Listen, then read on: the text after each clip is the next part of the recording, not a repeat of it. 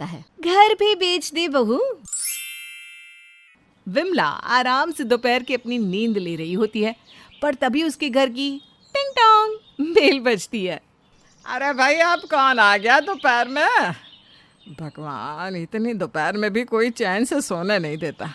आ रही हूँ, आ रही हूँ। घर की बेल बजने की वजह से विमला की नींद खराब हो जाती है, पर जब विमला दरवाज़ा खोलती है और अपने सामने डिलीवरी बॉय को देखती है तो उसकी नींद के साथ साथ उसका दिमाग भी खराब हो जाता है।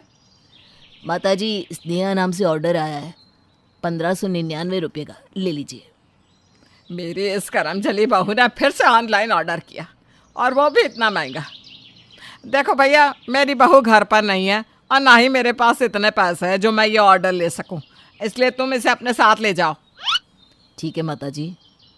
विमला डिलीवरी बॉय से झूठ बोलकर ऑर्डर रिटर्न भेजने लगती है, पर तभी स्नेहा 1599 रुपये लेकर बाहर आती है और डिलीवरी बॉय को रोककर उससे अपना पार्सल ले लेती है और अपनी सास से कहती है, माँ जी, मुझे आपसे ये उम्मीद नहीं थी, आप मेरा घर आया हुआ पार्सल रिटर्न कर रही थी।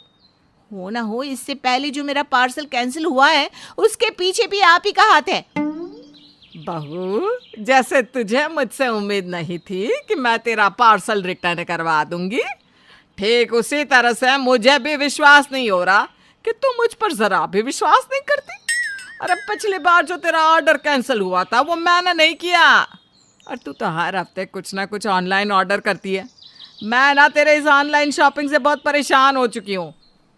हाँ तो कौन सा आपको पैसे देने होते हैं? मैं अपने पैसों से ऑर्डर करती हूँ चीजें। इतना बोलकर स्नेहा मुंह टेढ़ा कर कर वहां से चली जाती है।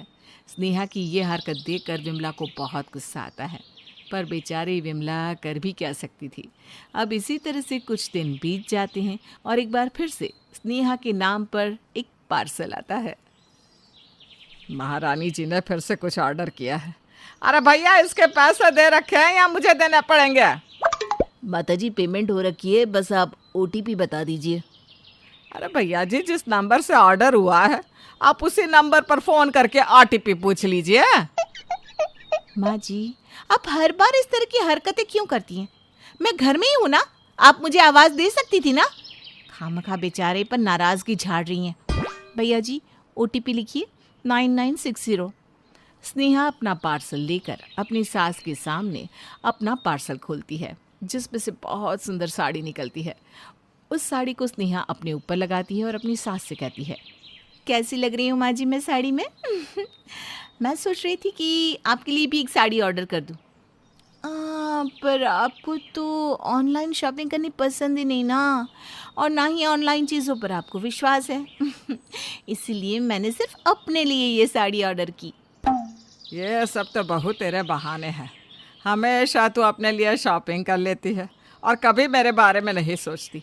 अरे मेरा ख्याल भी नहीं आता। कम से कम अपने पति का ही कर लेती, उसी के पैसों की शॉपिंग करती है।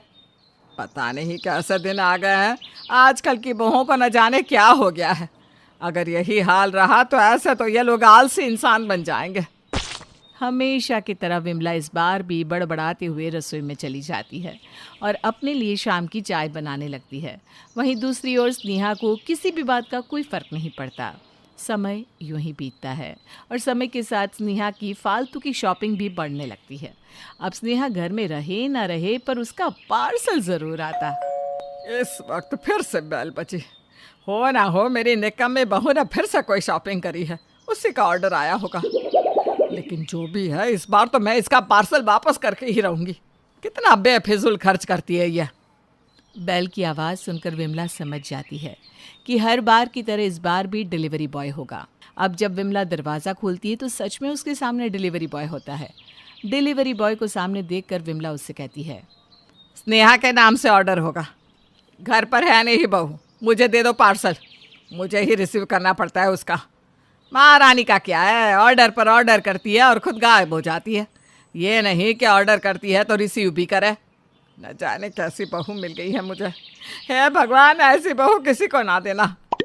विमला अपनी बहू का पार्सल लेकर दरवाज़ा बंद करने लगती है, पर तभी डिलीवरी बॉय विमला से कहता है, माताजी, पेमेंट तो दे दीजिए, इसकी पेमेंट नहीं हुई है, 2000 रुपये। क्या? इस बार उस करमजली ने पेमेंट भी नहीं की? अच्छा बेटा यहीं रुक, अभी लेकर आती हूँ पैसे। बेचारी विमला पहले सिर्फ अपनी बहू का ऑर्डर रिसीव करती थी, पर अब तो ऐसे दिन आ जाते हैं कि विमला को ऑर्डर के साथ पेमेंट भी करनी पड़ती है।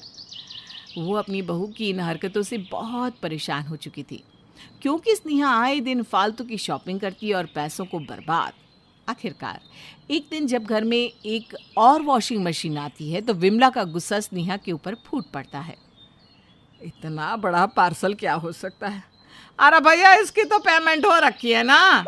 नहीं माता जी, कैश ऑन डिलीवरी है।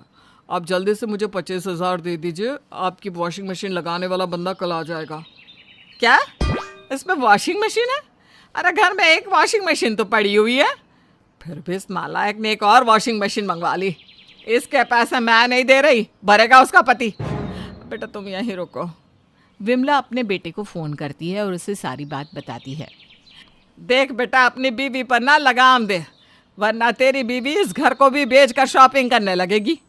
अरे घर में वॉशिंग मशीन होने के बावजूद भी उसने एक और वॉशिंग मशीन ऑर्डर कर ली 25,000 की, ऊपर से पेमेंट देनी भी बाकी है। अरे कहाँ से दूँ मैं? तू ऑफिस पे बैठकर ऑनलाइन पेमेंट कर, वरना तेरी बीवी का पार्सल मैं वापस कर दूंगी। फिर मत कहना कि माँ मेरी बीवी से क्यों लड़ती हो। अरे माँ आप शांत हो जाओ। स्नेहा ने वॉशिंग मशीन मुझसे पूछ कर लिया है। पहले वाली मशीन बहुत पुरानी हो गई है, उसे हम बेच देंगे। और मैं अभी ऑनलाइन पेमेंट कर रहा हूँ। आप अपनी बहू से मत लड़ना। बाकी मैं उसे समझाता हूँ कि फालतू की शॉपिंग ना किया करें। और एक बात माँ, मैं ये तो कभी नहीं कहता ना कि आप ही लड़ती हो स्नेहा से, तो आप गुस्सा क्यों करती हो? शांत हो जाओ ना, पेमेंट कर रहा हूँ मैं। विवेक ऑफिस में ही बैठा बैठा ऑनलाइन पेमेंट कर देता है, पर शाम को जब स्नेहा अपने दोस्तों से मिलकर घर आती है तो विमला उसे खरी खोटी सुनाती है। बहू, शॉपिंग करने के लिए अब मेरे पास पैसे नहीं